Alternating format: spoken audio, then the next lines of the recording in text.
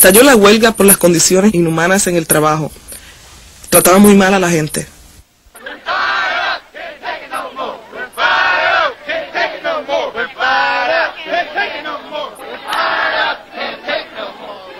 La seguridad y la salubridad en el trabajo es una de las mayores preocupaciones sociales de los 80s.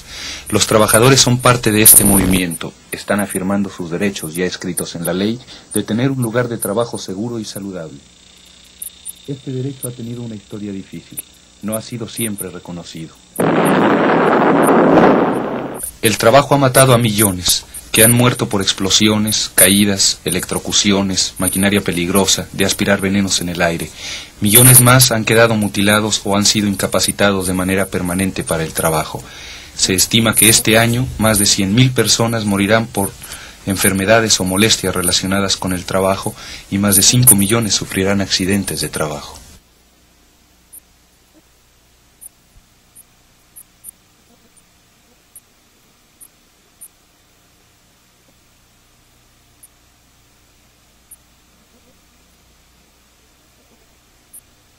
Después de la Guerra Civil, la economía americana se expandió rápidamente. Al final del siglo XIX, la tasa de producción aumentaba y se necesitaban miles de trabajadores. Entre 1900 y 1910, cerca de 9 millones de personas emigraron a este país buscando trabajo y una vida mejor. Muchos lo encontraron, pero encontraron también malas condiciones, largas horas y bajos sueldos. El trabajo era duro y peligroso. Al aumentar la tasa de producción, aumentó la presión hacia los trabajadores y los accidentes.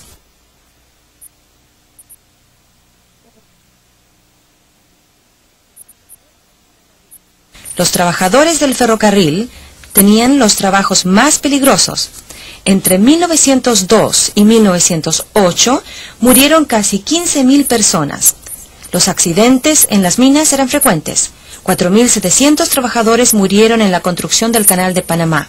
En un condado de Pensilvania, 526 trabajadores murieron en un año. Había pocos reglamentos del gobierno sobre seguridad y salubridad y los trabajadores tenían pocos derechos. No había protección legal para los sindicatos. Cuando los trabajadores se organizaban en contra de las malas condiciones de trabajo, las huelgas generalmente eran rotas por la policía o las tropas del gobierno. Periodistas y reformadores sociales empezaron a apoyar los esfuerzos de organización de los trabajadores. El fotógrafo Louis Hine expuso los horrores del trabajo de los menores de edad. El novelista Upton Sinclair, en su libro clásico La jungla, describió las rudas vidas de los trabajadores en los rastros de Chicago. Él dijo: «Quiero asustar al país con el panorama de lo que los patrones están haciendo a sus víctimas». Demostraciones como estas llevaron al gobierno a crear finalmente las primeras agencias de protección a los trabajadores. Woodrow Wilson ganó el apoyo de los trabajadores al decretar seguridad en el trabajo. En 1913 se estableció el Ministerio del Trabajo. Las presiones para que hubieran cambios tuvieron efecto solamente después de una tragedia muy grande. En 1907 murieron 361 personas en el desastre de la mina Monongah, y entonces fue creado el Ministerio de Minas para supervisar la seguridad de estas. Gradualmente la industria empezó a regularse por sí misma, lo cual se conoce como Movimiento de Seguridad Voluntario. El Consejo Nacional de Seguridad fue fundado en 1913 y estableció guías para el trabajo voluntario de ingeniería y mejoras prácticas de trabajo. Las compañías pusieron barandales alrededor de las maquinarias peligrosas, montaron los primeros puestos de primeros auxilios e iniciaron cursos de seguridad en el trabajo. Pero esta educación de seguridad en el trabajo insistía en que los accidentes eran causados por los mismos trabajadores. Esta película, hecha en 1911 por la Asociación Nacional de Manufactureros, fue una de las que señalaban el descuido de los trabajadores como la causa de los accidentes.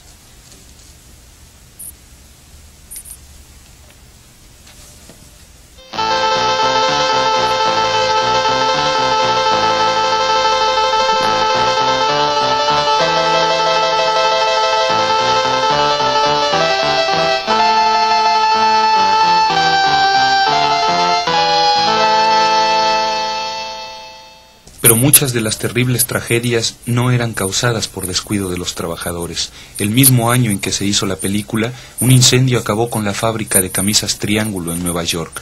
Debido a que varias de las salidas estaban cerradas con llave, murieron 146 personas, en su mayoría jóvenes inmigrantes. Nuevamente, solo hasta después de esta tragedia fue establecida la primera comisión permanente para inspeccionar las fábricas en Nueva York. Al mismo tiempo, la industria ayudó a establecer un sistema para indemnizar a los trabajadores accidentados en el trabajo. Este sistema dio a los trabajadores una seguridad financiera, pero les quitó por primera vez el derecho de demandar a las compañías por los daños sufridos. La cantidad de indemnización era limitada y los trabajadores no estaban representados en la Junta de Reclamaciones, pero el interés por un lugar de trabajo seguro aumentaba. Tuvo resultados notables y bajó la tasa de accidentes y muertes. Incluso varios empresarios pensaron que el problema de seguridad estaba resuelto. Esta película terminó con la imagen ideal de la vida de un trabajador de la industria del acero.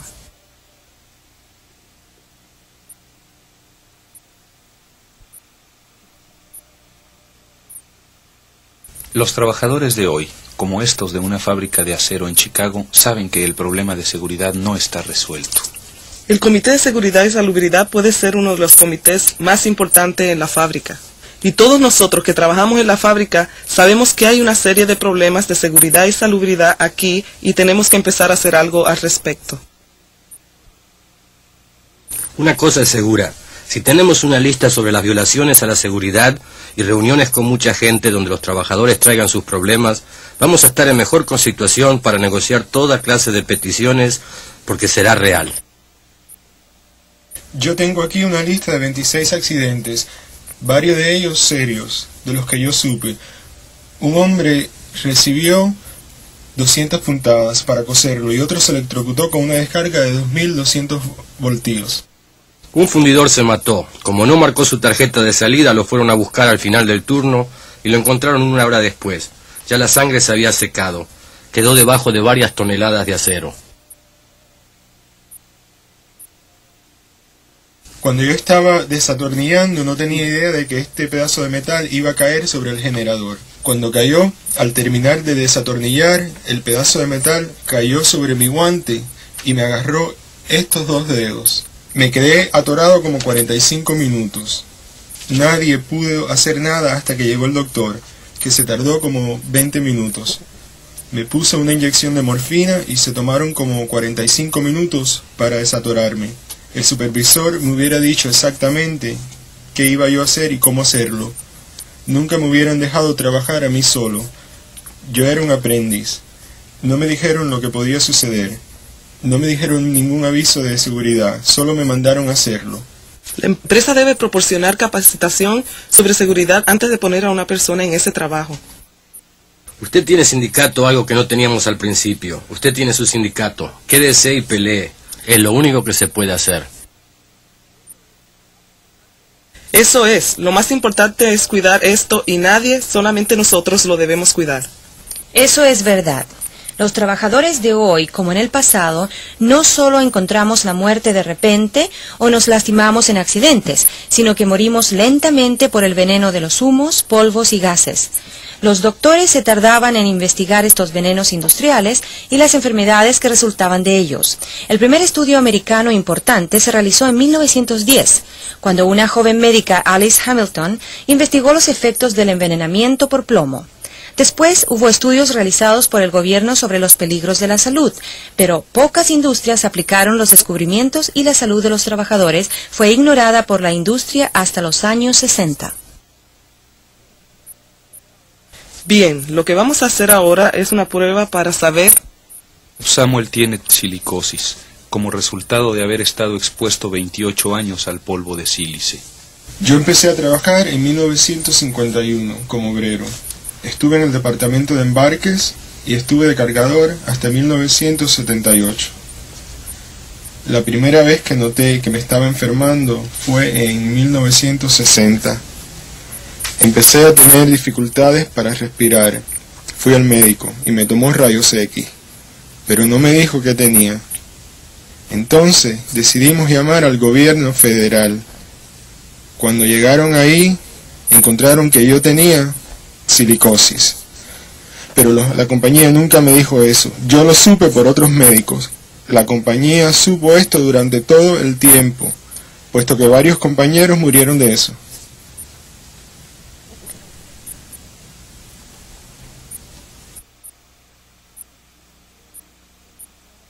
En los años 30, cientos de hombres fueron empleados para la construcción del puente túnel Gully, en Virginia Occidental. Todos ellos ignoraban los peligros que corrían.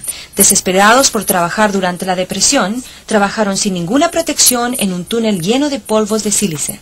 476 personas murieron ahí de silicosis. Mi nombre es Walter Kincaid. Yo trabajé en el túnel por 4 o 5 semanas. Todos los días oía que alguien moría de silicosis. Trabajé hasta que me enfermé y el médico me dijo que yo también tenía silicosis, que cualquiera que trabajara ahí no viviría más de 15 años. Yo creo que deberían hacer algo por nuestras esposas y nuestras familias cuando muramos. Una vez más, después de las muertes, el público se agitó. Personalmente creo que más de 2000 hombres están destinados a morir como resultado de su destrucción tan cruel por las industrias americanas.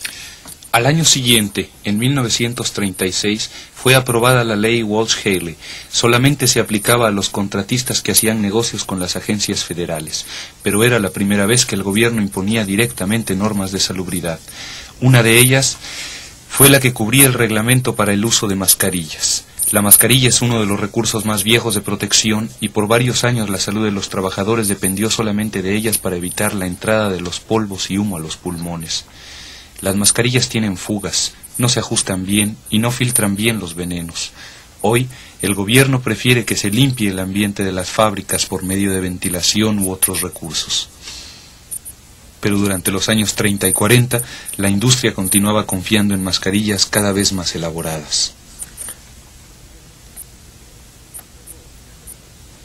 Hoy, gracias a la cooperación de los representantes de seguridad, varias industrias y agencias del gobierno que apoyaron y guiaron el desarrollo de la protección respiratoria, se elimina la amenaza en el aire para aquellos que usan mascarillas. Donde morían los trabajadores, nosotros, que usamos mascarillas, podemos vivir seguros y la vida, igual que el aire que respiramos, es buena.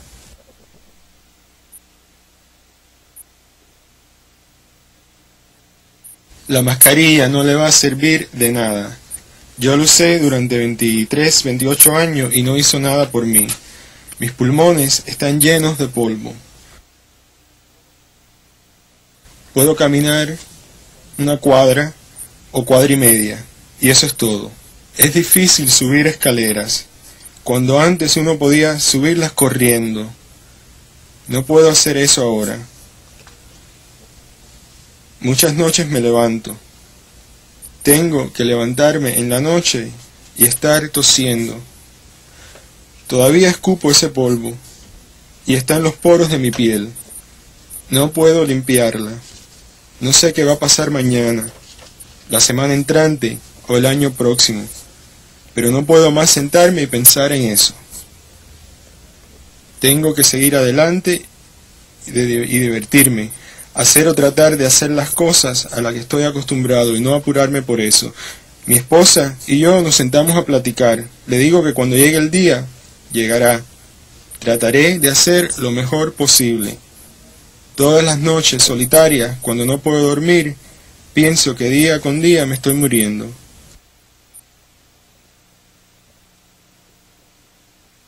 Durante los años 30, usted era afortunado si tenía un trabajo.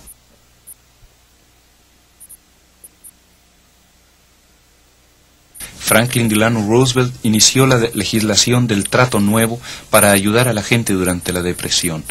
Introdujo cambios para los desocupados, seguro social, sueldo mínimo y semana de 40 horas de trabajo.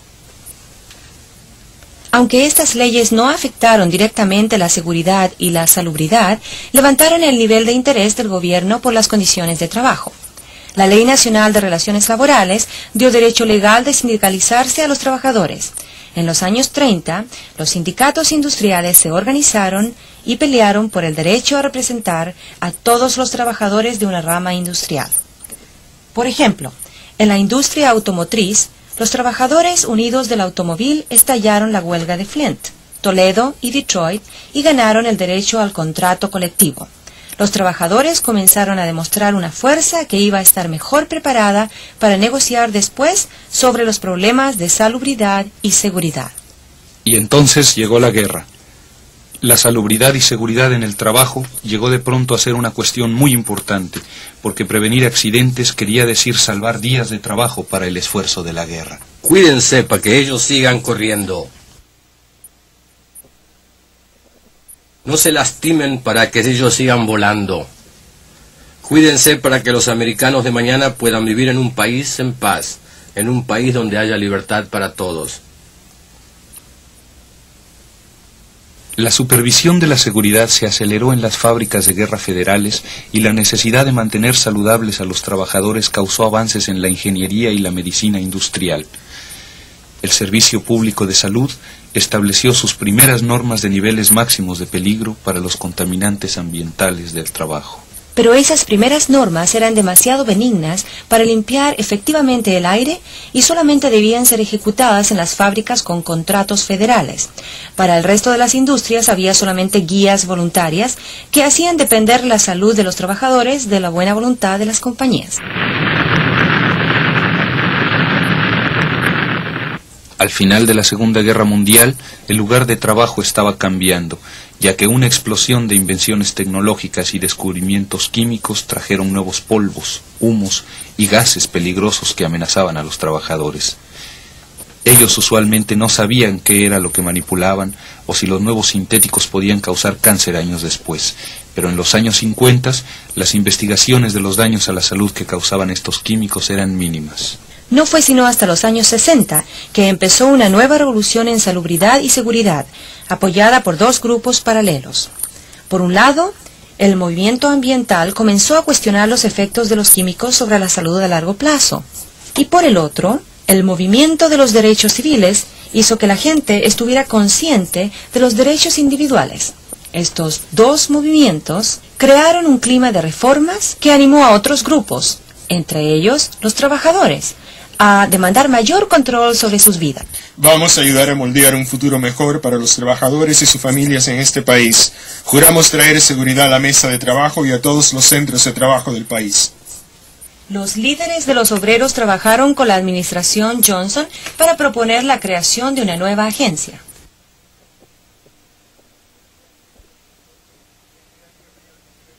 Este año pedí al Congreso un proyecto de ley para protegerlos a ustedes, los trabajadores.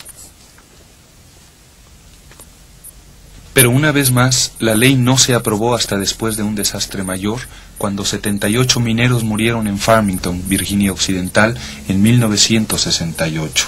Yo creo que todos tenemos la culpa por no estar más activos, para mantener normas de seguridad del siglo XX para los trabajadores. Hoy hay una revolución en las minas y los trabajadores van a obtener las condiciones de trabajo que merecen, las que deberían haber tenido siempre. Después de un año, la Ley Federal de Salubridad y Seguridad de las Minas de Carbón fue aprobada, y el Congreso aprobó también en 1970 la Ley de Salubridad y Seguridad Ocupacional. Se confirmaba así por ley el derecho a un lugar de trabajo saludable y seguro, y se estableció la Administración de Seguridad y Salubridad Ocupacional, OSHA. La ley dice que la primera responsabilidad de los patrones es proporcionar un lugar de trabajo seguro y saludable. OSHA es responsable de establecer las reglas de seguridad y ponerlas en práctica. Los trabajadores tienen derecho de hablar con sus supervisores, su sindicato o con OSHA sobre los problemas de seguridad y salubridad. Jim Barrows sufre de la vista y de decoloración de la piel en forma severa. Estos problemas relacionados con el trabajo le afectaron a él y a su padre, quienes trabajaron en la misma fábrica. Hice nitrato de plata en la fábrica durante 24 años. Agarraba las barras de plata y las fundía para hacerlas líquidas. Ponía lumbre debajo de ellas y al derretirse salía un humo amarillo muy venenoso. Después pesábamos los cristales de plata y de ahí salía un polvo muy espeso y provocaba que mi piel se oscureciera. Mi papá trabajó un poco ahí. Sus ojos se descoloraron cuando estuvo allí y también se oscureció su piel. Él era un hombre hecho a la antigua. Una vez que obtuvo el trabajo, lo hacía, se callaba la boca, recibía un pago al final de la semana. Si se lastimaba y ya. No se preocupaba de eso. Es lo mismo con otros trabajadores más viejos. Pero nunca, una de las cosas que pasó es que siempre nos decían que lo que hacíamos no era perjudicial. Diferente a su padre, Jim tenía dudas. Él y sus compañeros de trabajo llamaron a unos investigadores de la Escuela de Medicina Monte Sinaí y le pidieron a la empresa que hiciera cambios. Nos dijeron que si no nos parecía cómo dirigían la empresa, podíamos irnos. Eso empezó todas las cosas y nos fuimos, pero directamente a OSHA. El primer día que estuvieron ahí encontraron 52 violaciones a la ley en 10 minutos. Los 4 o 5 trabajadores que iniciamos esto teníamos miedo de perder el trabajo, pero llegaron a un punto en donde tenían que escoger entre su salud y su trabajo y prefirieron su salud.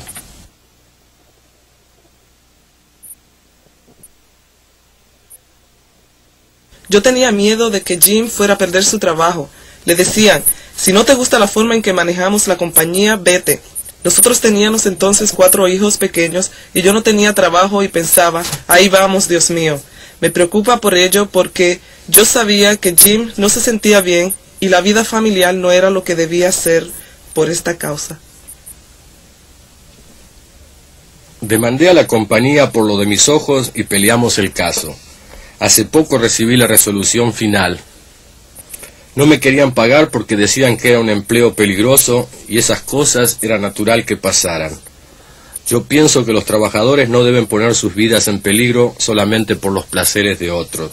Traigan a OSHA allí, hagan un esfuerzo.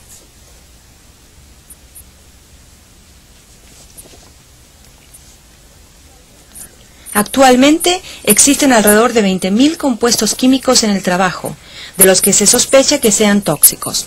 Una quinta parte de los casos de cáncer son asociados con la exposición de químicos en el trabajo y OSHA está trabajando para reducir estos peligros, estableciendo reglamentos más rígidos. Además de la presencia de OSHA, los sindicatos están dedicando tiempo y dinero en capacitación sobre higiene y seguridad y luchando por más cláusulas de salud en los contratos. Los trabajadores están demandando el derecho de ver sus expedientes médicos para saber los nombres y los compuestos químicos que manipulan y el nivel de daño a que se enfrentan en el trabajo. Hemos tratado durante 2 años de que la compañía proporcione exámenes médicos y aún no ha cumplido con las órdenes de OSHA. OSHA ha ordenado a la compañía que haga exámenes médicos completos a los trabajadores que manipulan el químico conocido como DES. DES es una hormona femenina que puede causar deformación sexual en los hombres. Antes la gente estaba trabajando sin mascarillas. Si las usaban siempre estaban sucias. No tenían programa de capacitación. Los compañeros se enfermaban. A algunos hombres nos crecieron los pechos. Todo lo que yo hacía era revolver esos sobrecitos de DES puro en un líquido, y al estar expuesto mis pechos se agrandaron. Tuve muchos problemas por eso y ahora soy impotente. Él se contaminó tan horriblemente que tuvo que ser operado. Lo abrieron de pecho a pecho.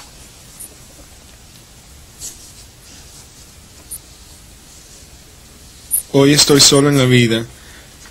Me divorcié en el 1976. Mi ex esposa se casó otra vez porque pensó que yo no estaba bien. No sé cuál es la historia. De todos modos, eso fue lo que pasó. A los demás de la compañía no les importaba si me tenía que operar o no.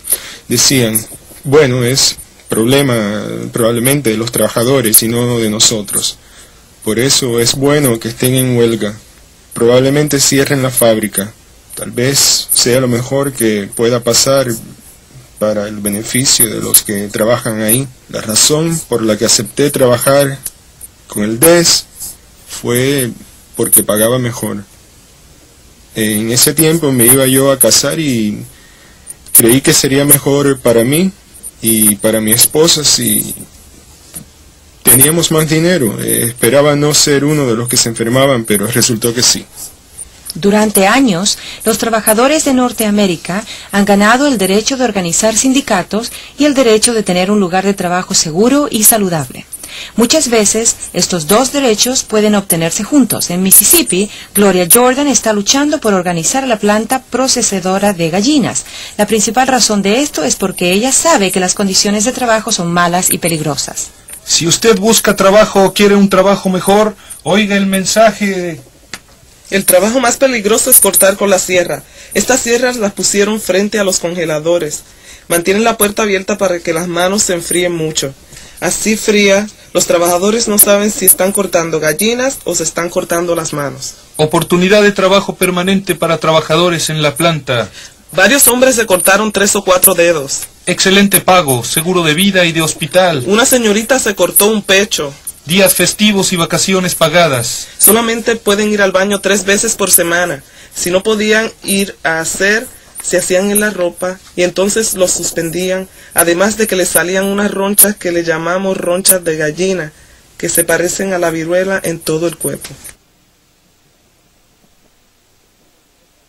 Como decimos nosotros, el patrón trata mejor a las gallinas que a las personas que trabajamos para él.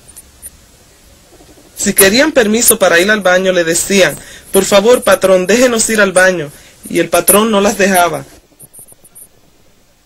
Una mujer encinta de 3 meses pidió ir al baño, y el patrón no la dejó. Abortó 5 horas después. Por los trabajadores eso es un abuso inhumano, es quitar una vida.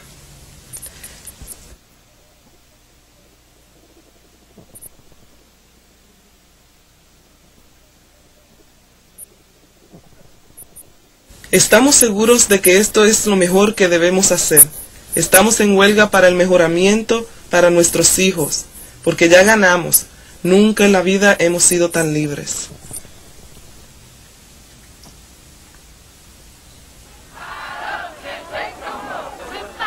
Empezamos a cambiar nuestra actitud para protestar sobre los peligros que antes aceptábamos como parte de nuestro trabajo. Estamos pasando de ser trabajadores en peligro o con compensaciones después de los accidentes a tratar de prevenir que sucedan los riesgos de trabajo. Los mismos trabajadores estamos haciendo historia al cuestionar nuestras condiciones de trabajo, al descubrir los riesgos que corremos y reclamar nuestro derecho legal a la seguridad y la salubridad.